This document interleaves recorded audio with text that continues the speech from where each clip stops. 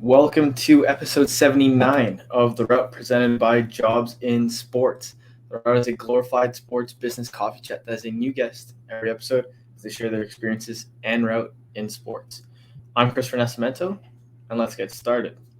As usual, just a few things to cover before we get into today's guest. If you haven't already, subscribe to the podcast on any major podcast platform, Google, Anchor, Spotify, Apple, all good places there, or follow us there as well.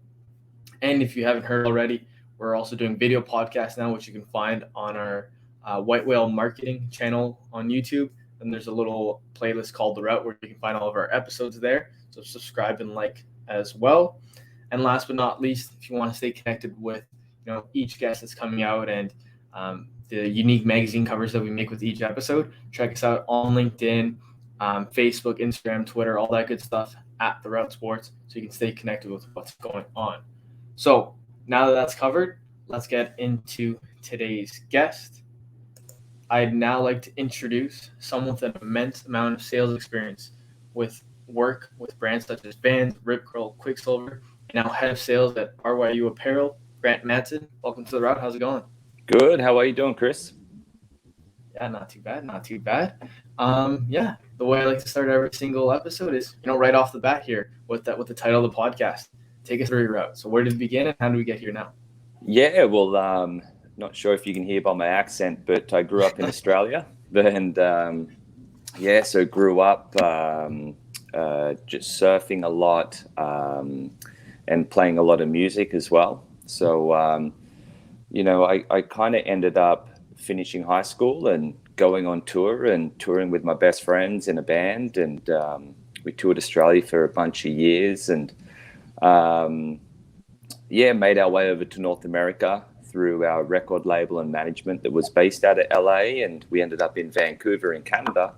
And since then we kind of wrapped the band up and figured I needed to go and get a real job, and started working in shops and managing stores, became a buyer, and then thought I should jump over onto the wholesale side of the business and started working with brands like Quicksilver and Vans, and created my own sales agency and worked with more brands like Under Armour as well, and DC, and some other surf brands and things. And since then I've gotten more into the management side. And have made my way to RYU, where I'm director of sales at RYU here in Vancouver, and it's been going great. Yeah, no, that's so much to go off though, right off those 2 minutes there, because you kind of quickly dropped that you toured musically, right? So if we kind of go back to the beginning of your route, let's say, what was that like, right? So how what did that encompass, right? Because not everyone gets to, have that experience. Yeah, it was really fun. Some of my best friends, we were growing up and we were surfing the same beaches together. We were just in high school and started writing some songs just for a bit of fun. And we got good quickly, and we got signed to a record deal really young. So I think we signed when we were about 19.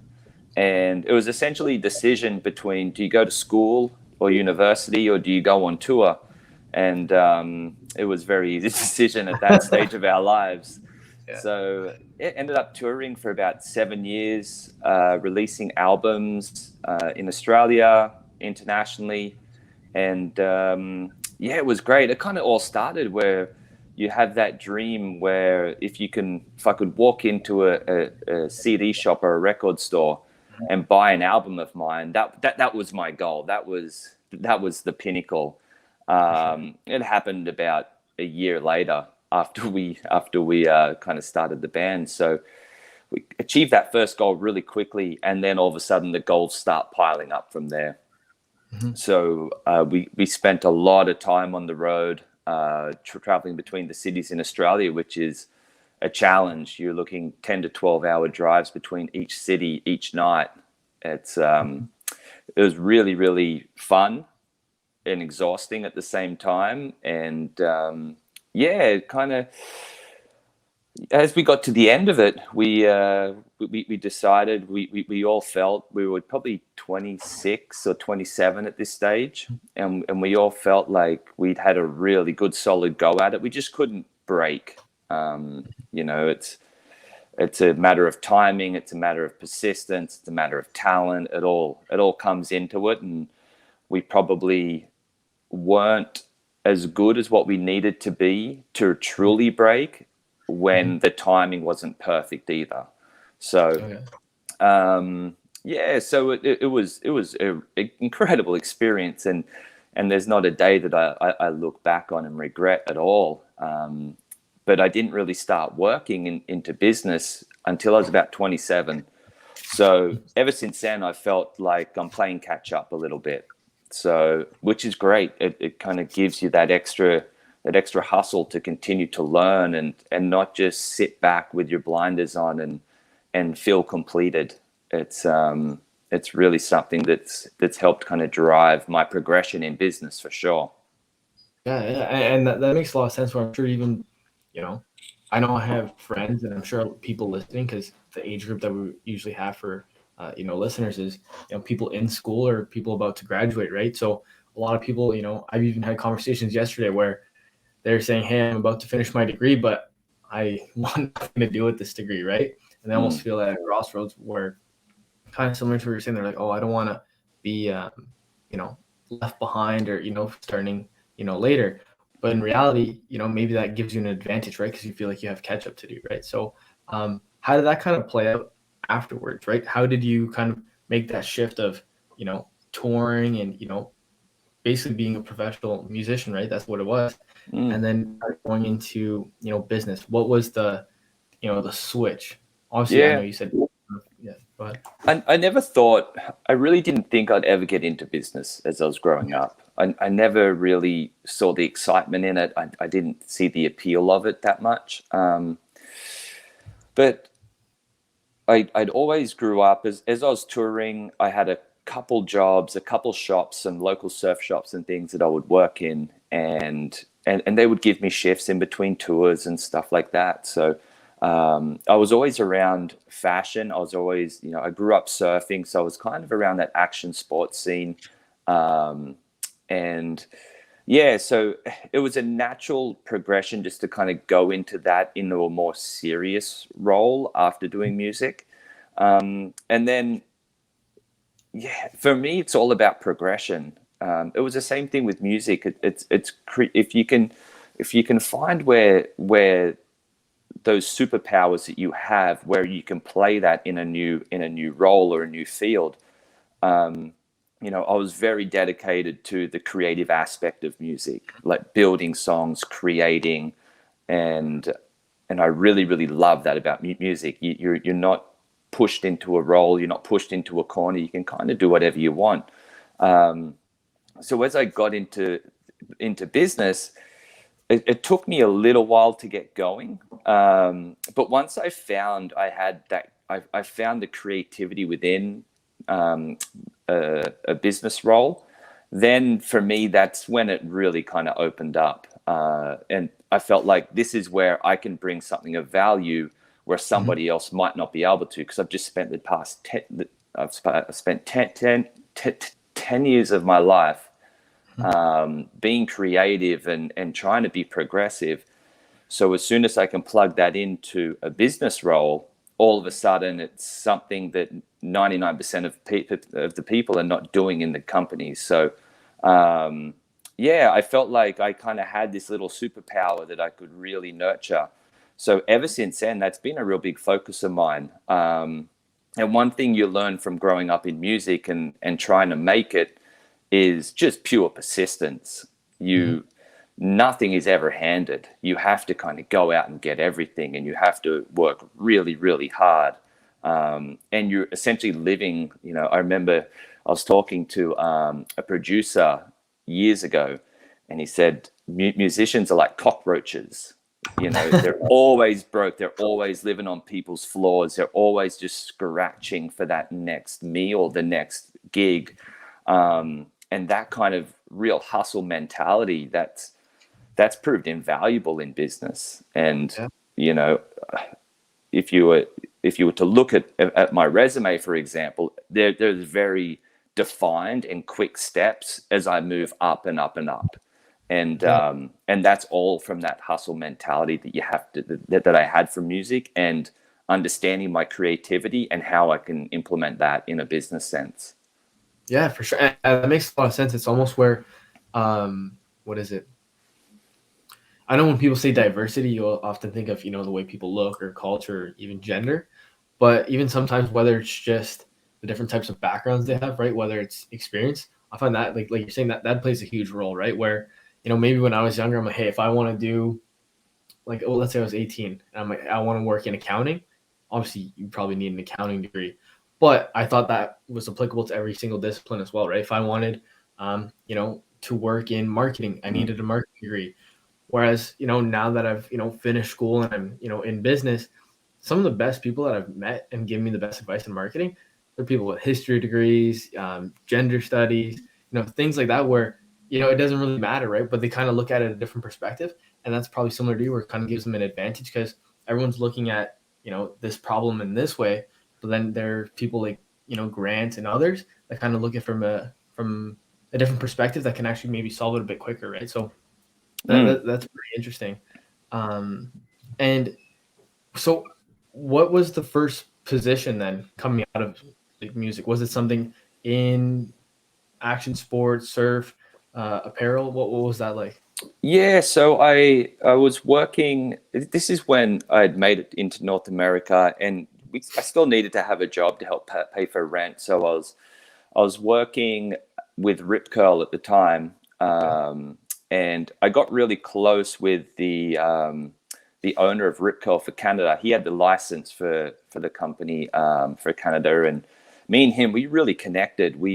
I had a bit of a background in retail, and he was a lifetime retail guy, so we managed to connect really, really well. And I worked with him on a couple projects over the next few years, and that was opening up stores, buying for stores, and really got to learn the business side of it. It's interesting because he's one of those guys that I look back on as really influential to where I'm at the moment. And it was such an early step, and him giving me the opportunity and having the confidence that I could do the job was really awesome. I had someone there to bounce ideas off, and when he was looking to leave the Rip Curl team and go and open up a whole new chain of retail stores, we had a sit down. He ran me through his business plan and his concept, and being around that kind of environment, that kind of person who's already really successful, to kind of, to almost be, on his level to some degree, and him sharing the business plan and the concepts. That was a great eye opener for me, and that gave me just that kind of next level up in business. So, I was opening stores for him and learning the business. And at that point, he'd moved down to the US and was opening up stores down there. So, but I kind of felt like doing retail, I was starting to hit a ceiling pretty quickly, and I knew that if I'm going to have a future in this industry, I'm going to need to be a bit more well-rounded. So I put my hand up. I was dealing with a bunch of reps at the time for buying, and so I sent out an email to everybody saying, "Hey, look, I'm looking for a position in the wholesale side. If anyone has any opportunities, then let me know." And I had a bunch of sales reps hit me back and say, "Thanks for reaching out. I'll let you know." And a few weeks later, I got the call, and a local agency in Vancouver had just picked up vans for BC. So, I got in on the ground floor, paid peanuts, worked like an animal, but learned a lot. That's one thing that I learned, without having the academic background that a lot of other people do with degrees. My degrees are on the job. So definitely a huge learning. And every opportunity I get, I try to fill up that toolkit even further. Again, I got that mentality where I'm playing catch up all the time. I'm playing catch up on people who have degrees or MBAs.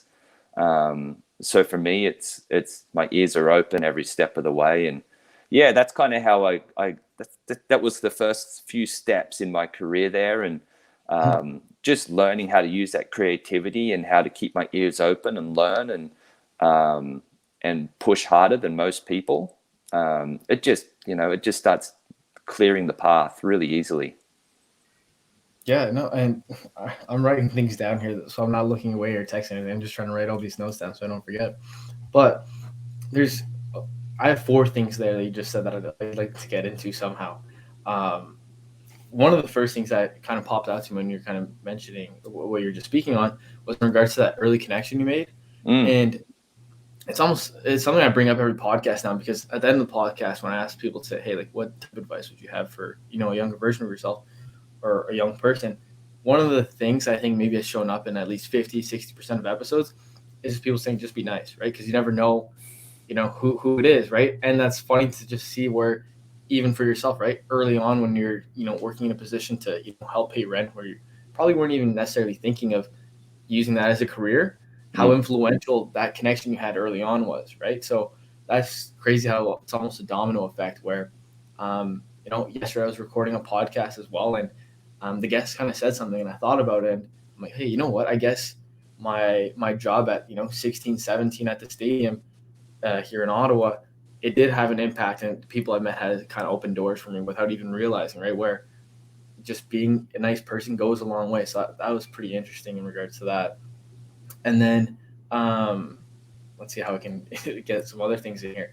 The other thing that I'd like to touch on is, you're just talking about your degree, right? Where it's through experience. And I think that's huge because I think sometimes when you look at, let's say, listeners in the States, for instance, education in the States seems to be, hey, end all, be all. I lived in the States for 1 year, and in grade 7, they're already starting focusing on that. Oh, we got to do this volunteer experience. We got to, join this club, this, that, and the other.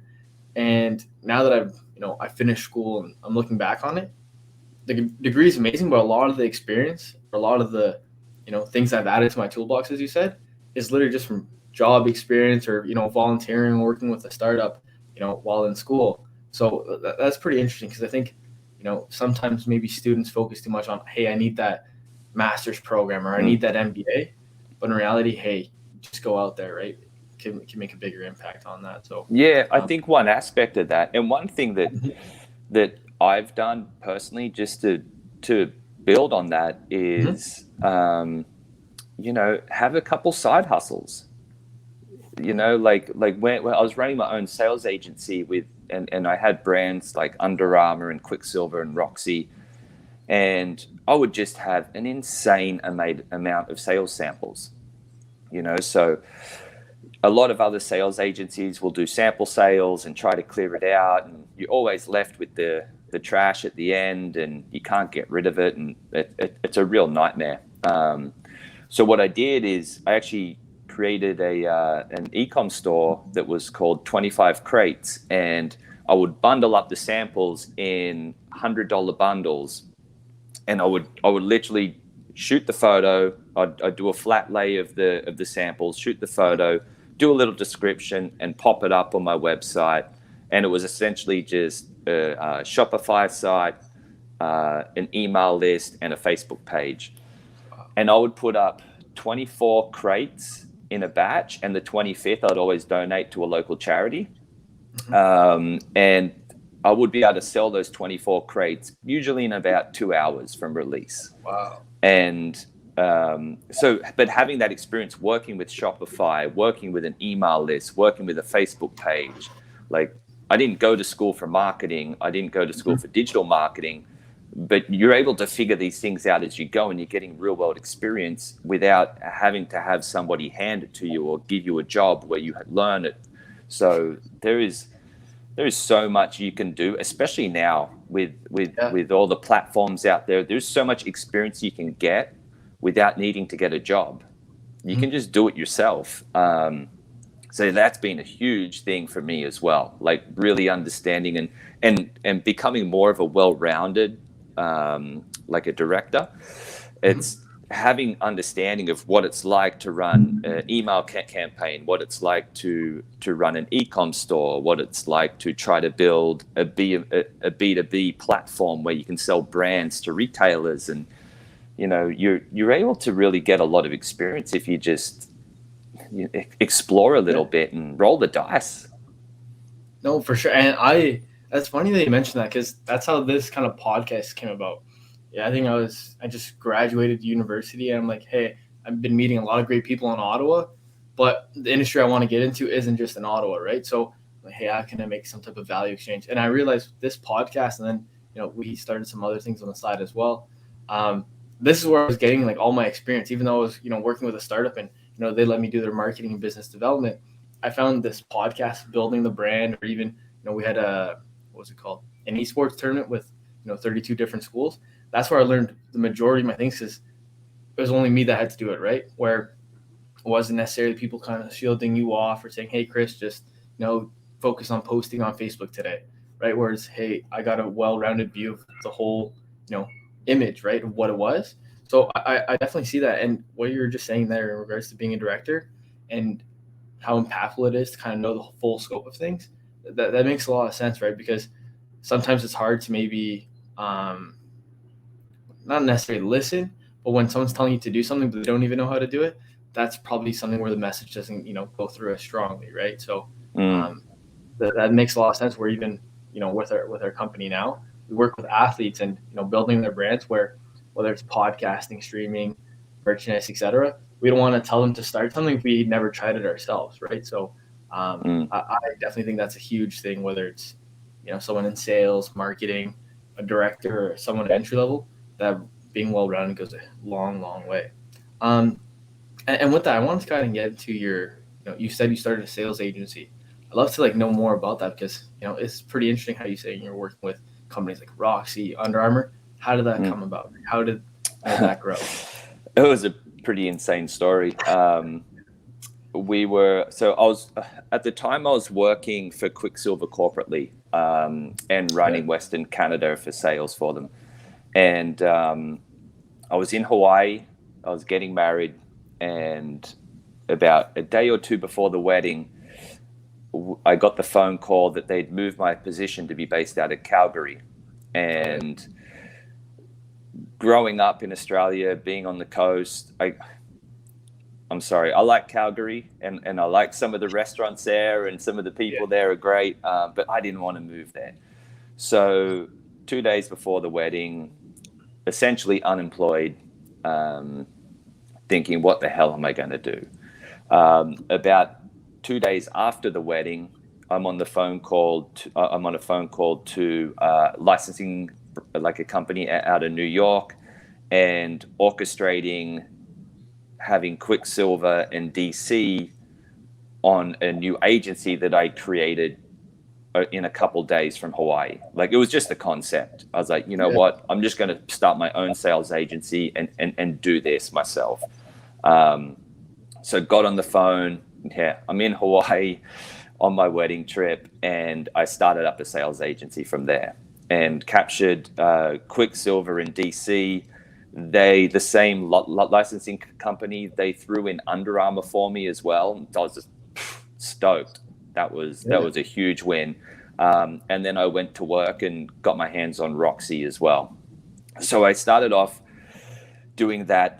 The challenge of that is being I was just married, and had maybe an 18-month-old kid at the time as well, unemployed, starting up a sales agency. It was the most stressful year of my life, because if you know anything about the wholesale side of the industry, as on the sales side, you don't get paid until the product ships and everything is pre-bought. So I was working full-time every single day for the whole year as of April, and I didn't get paid until December. So it was a really, really challenging year, and I was working really, really hard to kind of make that happen. But, it's one of those things. You just, if you want to make it happen, you just have to kind of dig in and go to work, and ended up building, a great business out of that agency I had it for about 4.5 or 5 years, working with brands like that. But also I would take on smaller brands and small brands that I was more passionate about, and brands that I could help pioneer into Canada. And yeah, it was a really great experience. But yeah, it was just, the thing that I started to lose interest in it a little bit towards the end. And it was because I missed working with people. I grew up as a professional musician in a band with my closest friends, collaborating and creating. And this sales agency, was good. It was supporting a good lifestyle and things like that, but it was not fulfilling. I missed working with people. I missed being in a team and collaborating. So I took a pay cut to go and start my new role at the company I was at previously. And just knowing that, again, I felt like I'd kind of hit my ceiling with that sales agency, unless I wanted to expand aggressively and start building more of a national network, and North American, and there were some potential opportunities for that. But at that point I was starting to fade a little bit, and the last thing I ever want to do is work when I'm not passionate, because it's the quality of work just starts to go down from there. And that's something, my reputation, again, that's that mentality of not having a degree to fall back on. I've got my reputation to fall back on, and that's about it. So I need to make sure I protect that and be honest with myself and where I'm at in the business. And I was at the end of my rope a little bit there, and knew I needed a change, and figured this was a good time to take another step. Yeah, no, that's pretty interesting. It almost even seems like, from everything you've said so far, a lot of it just comes through passion, right? Or even, you're saying you grew up surfing and all that, and it's similar to kind of the brands you've worked with, right? Where maybe that's what made it kind of easier transition, right? Because you're passionate about what you're selling, right? So that's pretty interesting. And then in regards to the agency, obviously, you've had that experience. I started a sports marketing agency. I'm curious what maybe, let's say, tips for me. Obviously, other people are listening, but because I didn't know you started an agency. So what kind of tips would you have of, hey, be wary of this when you're starting, something like this? Probably the big, like if I was to do something like that again, it would be to build my role within the company around my strengths and not try to do everything. I'm not a bookkeeper. That's not what fulfills me. So that was one of the aspects that was bringing me down before. And I think if I was to do something like it again, I would set a little bit of infrastructure around it. And obviously, if you're just starting out, you're probably going to have to do your own stuff for a little while. But as quickly as you can transition to outsourcing the jobs that don't bring you any joy or fulfillment, you got to outsource it. Even if it hits your bottom line a little bit, at least your passion's going to be there, and your work's going to continue to improve. Because as soon as you start to bog yourself down with all those tedious aspects that just makes everything worse, you got to outsource. That would be, if I was to do it again, that would be exactly how I'd do it. That's interesting you say that, because obviously I've always been a big thing that, experience shapes us, and that's how you become. And I've always said that to my sister, and I would argue about that growing up. But that's funny you say that, because in past experiences, I've never, obviously social media is a huge part of marketing, but I've never enjoyed it, right? Because, it's always, hey, you're the young guy, you know how to work Instagram, go for it, right? So because of that, I'm like, hey, when I have the opportunity, I'm not touching Instagram, because that's not what I'm passionate about. That's what my strengths are. So then, even sometimes when I speak to, let's say my dad, who is, has a wealth of accounting experience, he's like, hey, you shouldn't, you kind of keep things close to the vest. I'm like, no, if I don't enjoy it, I'm not doing it. Like, someone else who likes it can do it, and they'll do it way better than I do. So hopefully that's something that I can continue to do. But no, that's a great experience, because that's something I saw at the start where, I'd start kind of dwindling off, because I'm like, oh, I hate doing like bookkeeping, all day long. But no, that's interesting. It's definitely important to do those things at the start and to understand them, because the last thing you want to do is be ignorant to the process and be ignorant to what it means to your business. So it is helpful to do it at the start, but the second it starts affecting your greater work that you're supposed to be doing, you need to start to clear that plate a little bit. Yeah, no, that makes a lot of sense. And I guess one of the last questions I have in regards to the, your route in the agency, then we can kind of move on more to what you're doing currently. Um, you talked about, hey, like these amazing brands, and you kind of mentioned how you got, some of those brands through, that call on your trip in Hawaii. And obviously that's through networking, and that's a huge thing that, people are probably listening to this podcast for, so they can understand of, hey, how can I get a role like Grant, or hey, how can I even just, get in with the sports team, right? That's a big thing that people kind of look towards. How did you make those connections? Was it just through organic meetings that you would have while at work, or was it through events, LinkedIn, conferences? How did you make these connections? Yeah, it's always a combination of everything. LinkedIn is an incredible tool. It's something that I've had some people say that nobody, like, I don't hustle it at all. It's very organic still, but if you need something, if you need a contact, you can just go out and get it. Yeah, on LinkedIn, it's not that hard. Or get introductions through other people. If I'm looking for a sales rep in Florida for a brand I'm working with, I'm going to ask around to the sales reps that I know, hey, do you guys know anyone good in this territory? And you always get a couple names back, and then you start reaching out. And so, yeah, it's just, just utilize the network you have, see if you can get introductions, and LinkedIn's a good one. If you're connecting on LinkedIn, just make sure it's authentic. I think as soon as you start doing a copy and paste of every other email that you do just to everybody, everyone's going to see through that. You got to be a little bit more authentic than that, and try to make an actual connection and not just a superficial one. Yeah, no, for sure. I completely agree with that, because that's how I got in contact with you, right? So Yeah, exactly. Yep. Right here on how to kind of build that a bit. But no, I for sure see that. And yeah, as I mentioned, let's maybe get into your current role. How did that come about? Was it just something that happened organically? You might maybe take us through that. Yeah, so I kind of got brought on board initially at RYU as a consultant, and it escalated really, really quickly. So ended up joining the team in a full-time capacity essentially at the start of this year. And my initial project was to come in and build out a wholesale department for the company. And yeah, it's been really, really interesting. The brand's it's been around for a while. It's got amazing product, some great branding. We've got some beautiful stores, and yeah, it's been a really, really fun and really intense experience. Everybody's working really hard to drive this brand forward, because it's been around for a little while and hasn't quite popped yet. So there's been a change in management at the company, and me on board is one of those changes as well, or additions.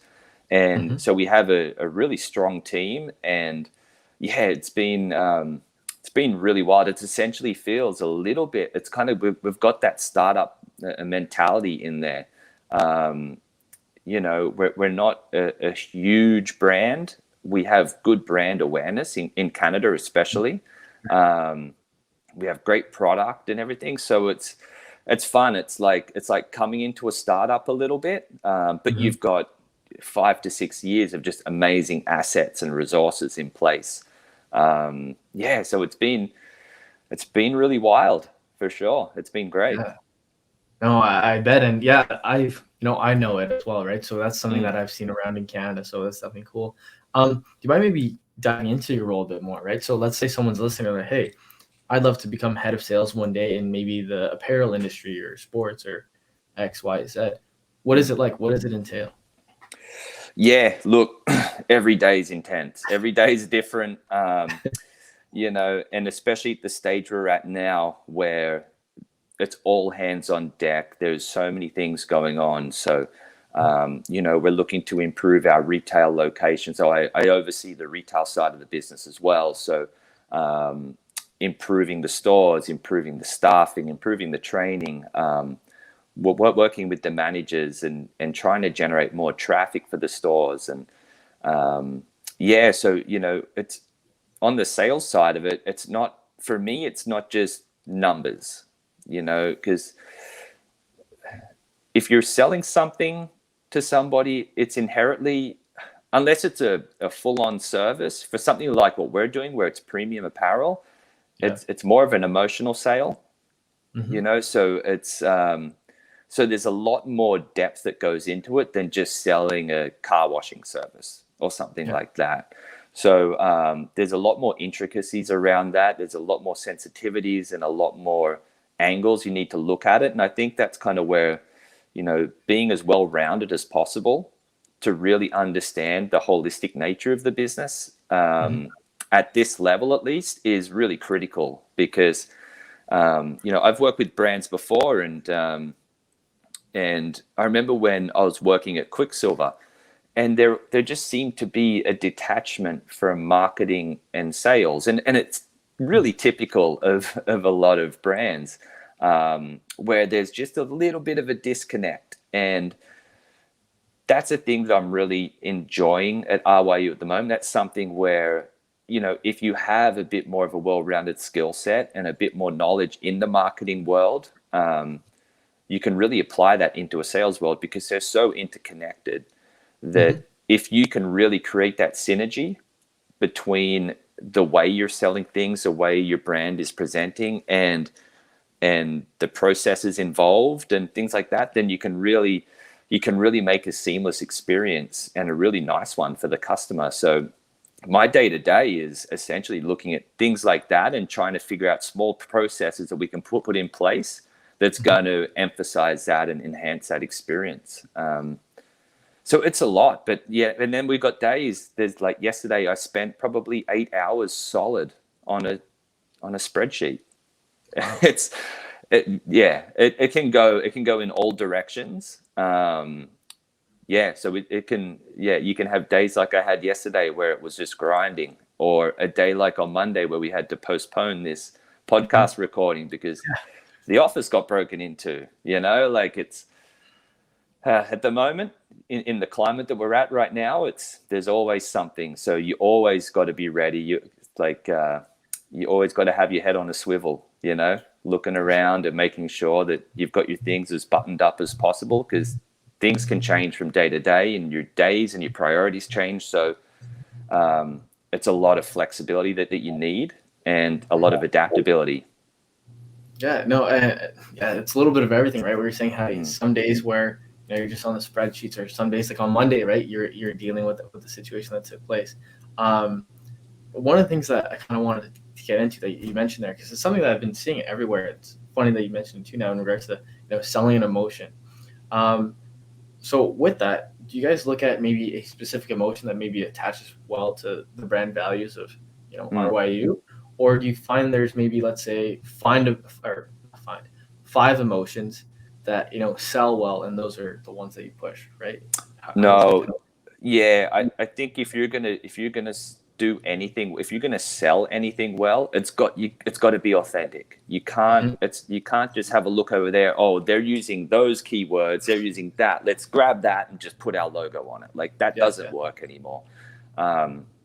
So you have to be really authentic to who you are and what you stand for, because it's the only way you're going to cut through the noise. That's something that I learned when I was working with Vans. Vans, if you're to look at a brand that's authentic, Vans is going to be in the top 5. Everything they do is, in marketing is, they're not, they obviously do the big global campaigns, but when I was working for Vans, we're going to the skate park on a weekend and we're cooking waffles up for kids who are skateboarding as well, and giving out a free pair of shoes here and there, whoever can land the raddest trick. You're servicing the local kids at the skate park the whole way through to your elite athletes. So that same mentality, that same authenticity, you need to run that. And if you want to have that iconic brand, you need to have that the brand values and really stick to them, whether you're talking to a young kid at a skate park, or you're talking to the most elite athlete on your roster. Yeah, it's got to come from a place of authenticity.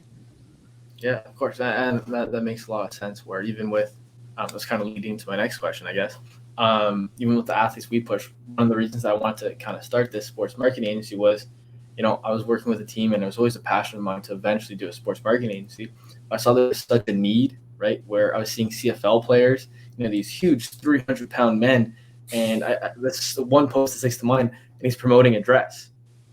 I'm like, look, obviously do as you wish. I don't think he would even fit in that dress, right? So it wasn't authentic, right? But you could tell they're kind of just chasing. It felt like a paycheck.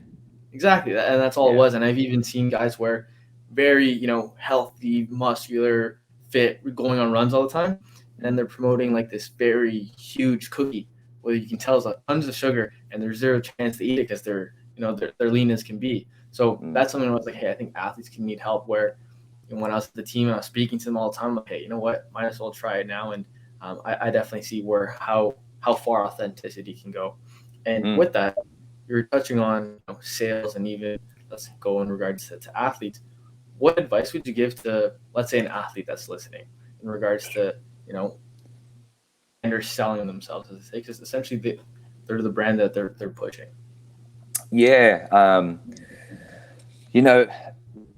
Being an athlete, and lately I've been having a few conversations. I was just having a conversation with an NBA player or his agent, and really, really interesting.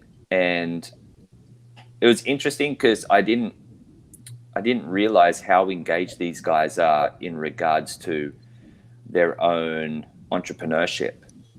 This guy had his own shoe brand, just himself. He didn't have a shoe sponsor. He just built his own shoe brand. He's deep into crypto and things like that, and really, really interesting. But yeah, I would say, the biggest thing is value. Is what value are you really bringing? Like when you start to look at the deliverables of what a partnership looks like between a sponsored athlete and a brand, the biggest thing on the brand side is making sure that those deliverables are in place. And then for the athlete, I would suggest to, if you really want to kind of build that relationship, go a bit above and beyond. If you can really show that value, that's the hardest part, right? Because marketing, there is, and this is coming from a sales guy. So for me, it's a little bit, I'm not as well versed in the marketing side, but in regards to a sponsorship, it's really, really hard to gauge your return on investment for a brand. So whatever you can do to increase your value, I think is only going to benefit.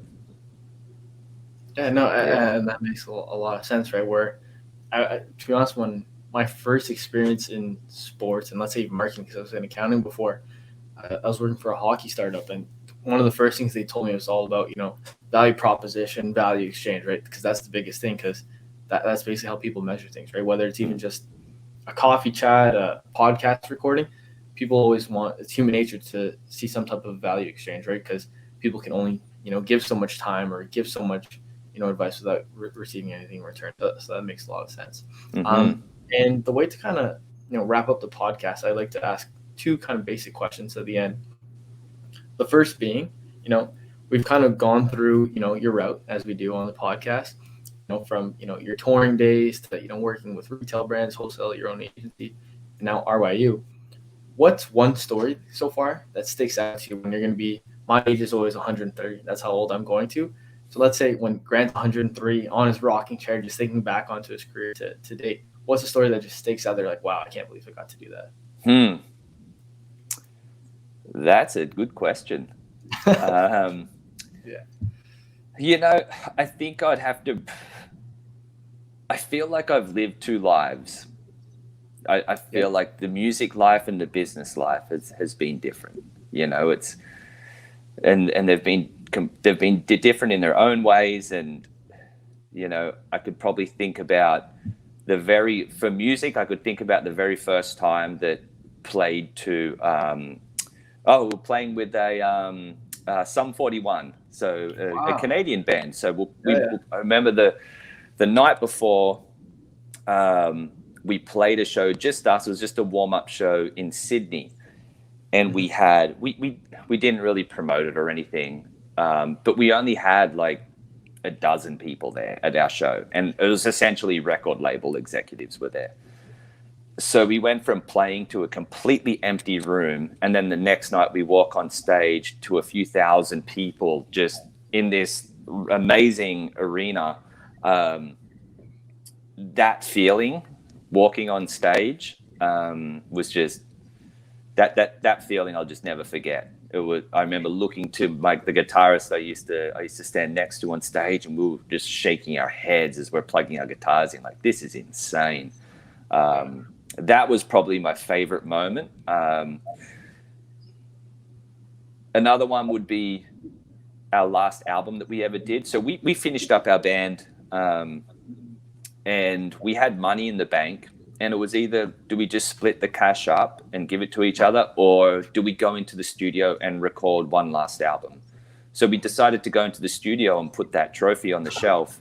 And it was the most, we essentially wrote it and recorded it all at the same time. So it was the most creative project I've ever done in my life. It was absolutely insane. And I listen to it now, and really, really proud of that. So for music, those are probably the two that stick out. For business, I don't know if it's happened yet. You know, when you're putting your head down and you're working so hard, there's been some really cool things, but I don't think that moment's happened yet. I think that's coming. You know, I think that I feel like I'm on the way. I'm on the route. I just haven't gotten to the finish line yet, you know? So I feel like my progression is leading in that direction where I can do something special. For sure. No, those are amazing stories. I used to listen to like Sum 41 growing up, so. Oh, really? Those guys were funny. I think I may have forgotten to ask, what was the band name? I didn't even ask. Oh, it was called In the Grey. In the Grey. Yeah. Yeah. No, that's amazing. Crazy story. And then even just in regards to what you're saying about, you know, your story for business, it's funny how, you know, what this is going to be episode 79. So we've almost had 80 guests come on. And it kind of seems the same thing when I ask that question. People, you know, they have amazing experiences, right? Whether it's head of sales or, you know, they're working for a team that just won the championship or, you know, X, Y, Z.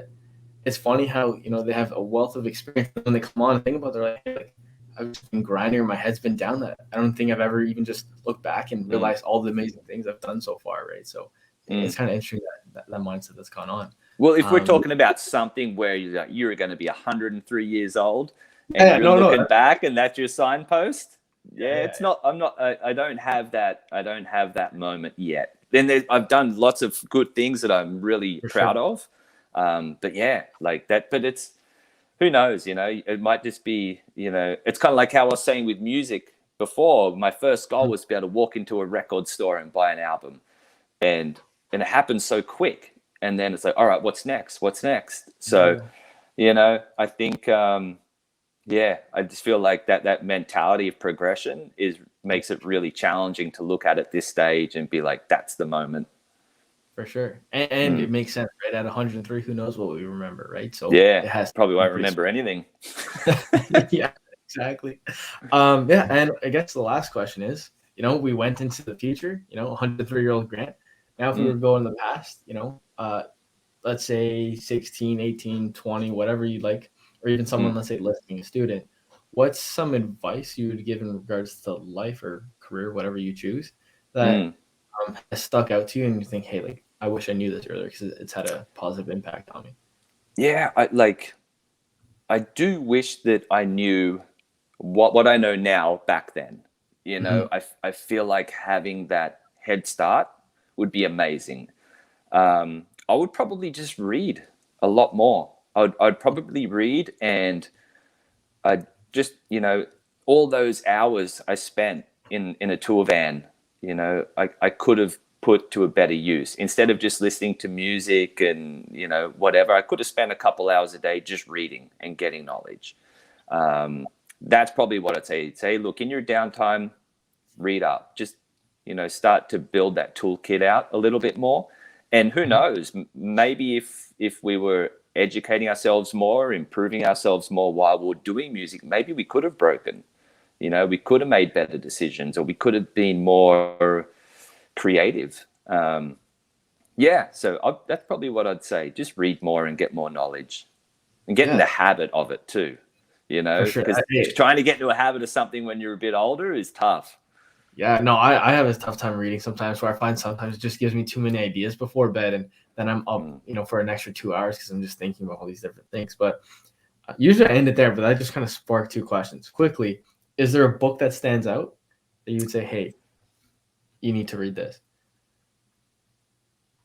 It was really interesting. Obviously I'm at RYU, and one of our consultants, he released a book just recently, and I read it. The book's called Getting Naked, and it's by Joel Primus. And I just finished reading it, and it's for like it's for almost for somebody a bit younger, to show them, hey, look, this is how you start a business. This is how you can be an entrepreneur.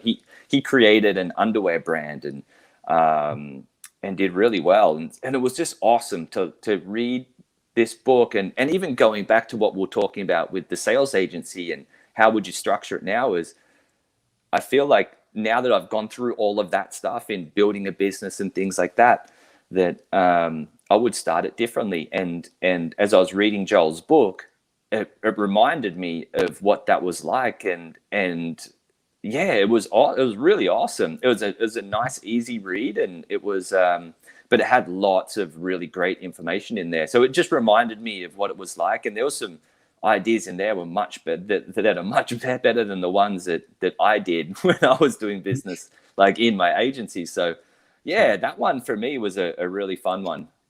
Yeah, no, I'll definitely check that out. And the last question I had, kind of going off the rails a bit, just in regards to everything you're saying in regards to, your music career, and then, having the knowledge you had then, or even just kind of reading up when you had the time. Do you ever kind of think if maybe, let's say your band came up in, 2020, right, where there's tools such as, let's say, TikTok, right, where, I've seen musicians just kind of blow up because their music gone viral on TikTok, and now they're, headliners at festivals. Do you ever think of, hey, if we had this tool, what it could have been, or even with the sales experience and kind of branding yourselves on these apps, that it would have been a little different? Yeah, I don't know. I don't know if it would have helped us because of our personalities, like the way that we grew up, especially from Australia, where we're really competitive, but at the same time, there is typically it's hard to break the mold a little bit.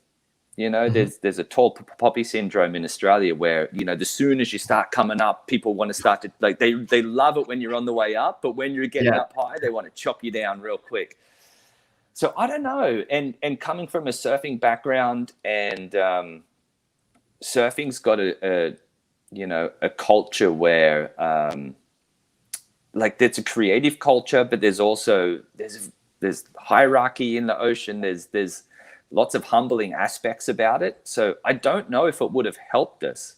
I think other people would be better at that, whereas we'll probably a bit better at getting in a tour van and doing 150 shows in a calendar year, and just having fun. So plus I'm kind of glad that social media wasn't around back then too. Yeah.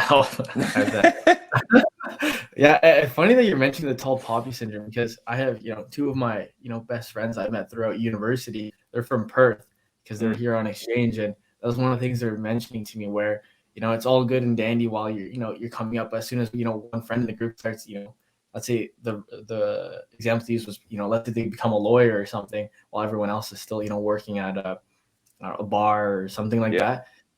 they want to, chop the legs from under them and kind of bring Yeah. them back to reality. But it's interesting that you say that as well. Mm-hmm. But So it just kind of shapes this culture a little bit, where you don't want to step out too brightly into the spotlight, or, you want to be right there on the cusp, but a lot of people don't want to take that kind of bold leap to put themselves out there. So yeah, I don't know. I don't know if he would have just adapted and become really good at that. But yeah, I'm curious because I've got 2 young boys, and we've got music instruments around the house, so they're naturally exposed to it. So I'm really curious if they do pick it up, what their experience will be like. For sure. No, it's super interesting where, some of the things they say to me where I'm like, I don't know if I believe that. But then, when I have conversations with other people from Australia, they say the same thing. I'm like, interesting. And we're, a bit different everywhere. Yeah. Unless there's anything else you'd like to share. I think this is, just flown by 55 minutes. Is there anything else? Thank you. No, look, I think, it's cool to hear that the people who listen to the podcast are young, up and coming people. So, the biggest thing for me would just be, just keep your ears open, learn everything you can. And if you're not getting something from a job opportunity or from school, then there's just so many tools out there. Do it yourself. That's, I was interviewing a kid yesterday. A kid, he's in his early 20s, but and I said to him, look, we don't want people just coming in for a paycheck, bring something to the table. So that's, so bring that value and, and keep pushing and keep learning, and you're just fine. Yeah, no, for sure. And that's interesting too, because, I was speaking to a student the other day, and that's one of the questions. I'm like, hey, like, obviously, we know there's value that we provide when, you come on board with us. I'm like, what do you bring to us, right? And, sometimes the answers aren't always the most interesting, but I definitely agree with that too. But it's like, what's that superpower? Yeah. No, for sure. But no, I think that's probably a great way to end the episode. Thank you for coming on. It was a pleasure. Thank you for rescheduling, especially with the crazy week you've had. So and I'm sure everyone listening is going to absolutely love this episode. Awesome. Good to chat to you, Chris. Absolutely.